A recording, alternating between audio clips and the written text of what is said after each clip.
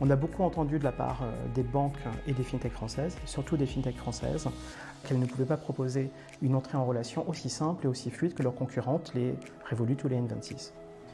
Deux évolutions permettent de changer cette donne. La première évolution est une évolution réglementaire, c'est la transposition de la 5e directive. Ce n'est pas une évolution qui ne touche que la France, c'est une évolution européenne qui permettra en fait de simplifier les démarches dans le cadre de l'entrée en relation à distance. La deuxième évolution est une évolution plus liée aux normes techniques qui cette fois-ci est proprement française. Il s'agit de l'ANSSI cette fois-ci qui a été pionnière dans le domaine et qui a publié un référentiel sur les prestataires de vérification d'identité. Très clair, très simple, avec des éléments très opérationnels permettant en fait de construire des parcours clients synchrones, asynchrones, avec une intervention humaine, sans intervention humaine, qui permettent en fait aux acteurs de construire un parcours le plus adapté possible au parcours client qu'ils pourraient imaginer.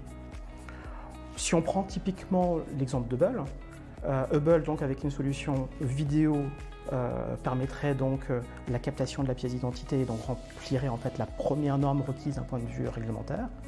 Et en devenant un prestataire, un PVID certifié EIDAS, permettrait de remplir la deuxième norme, la 5e mesure, qui permettrait donc de remplir les normes techniques et réglementaires. Ça signifie donc qu'avec une solution et avec un parcours très simple, on pourrait remplir en fait toutes les obligations techniques et réglementaires liées en fait à l'entrée en relation à distance.